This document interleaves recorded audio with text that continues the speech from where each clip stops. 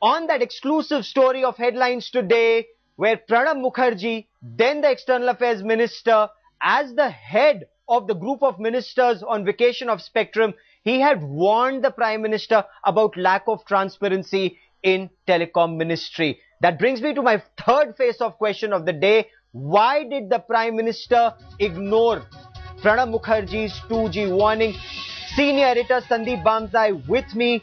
Sandeep, all the documents that you've gathered, all your sources that you've spoken to, including Pranab Mukherjee, the writing was on the wall. Pranab Mukherjee in a secret note wrote to the Prime Minister warning him about inadequacies in the spectrum allocation.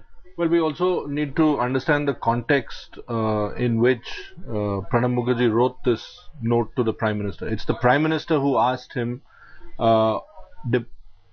essentially because there was a case pending in the Telecom Tribunal, TDSAT. It is due to that he asked Pranab Mukherjee to give his inputs on matters related to telecom. Now, Pranab Mukherjee met the Solicitor General as also A. Raja on this specific subject of the Cellular Operators Association of India filing an affidavit in TDSAT. But the inputs that Pranab Mukherjee provided to the Prime Minister on the 26th of December, the meeting between Pranab Mukherjee, A. Raja and the Solicitor General of that time, Ghulam Vahanwati, took place in the first week of December. The note that he wrote was dated 26th December. Incidentally, that is the same day that Raja and the Prime Minister exchanged letters, but this was not part of that set of letters.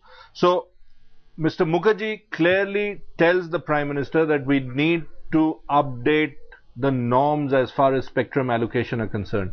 We need to strengthen whatever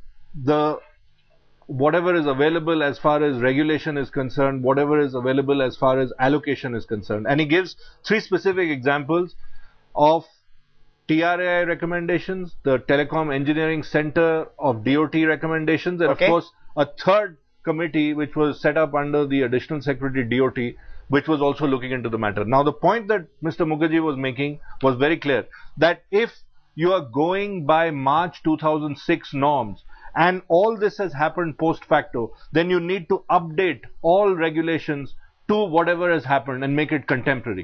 And if you don't do that, there will be violations, and that is exactly what happened on Jan 10, 2008.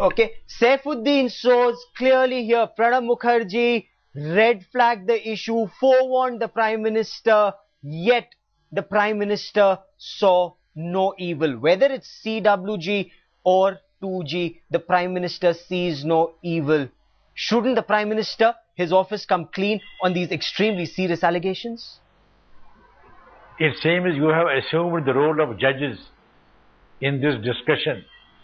You can't prejudge issues. We are a country, we are a democracy, we have strong judiciary here, we have parliament, a vibrant parliament with all limitations. All issues will be discussed in the, Lok Sabha and Rajya Sabha. Everybody will have his say. And law will take its own course. Nobody can defend corrupt people. And corruption must be fought.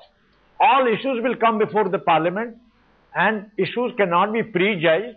And you must know ultimately, the accused have ultimately to be convicted, and then you will feel satisfied. Allow the law to take its own course, and don't blame the Prime Minister, because that will also be prejudging the issues.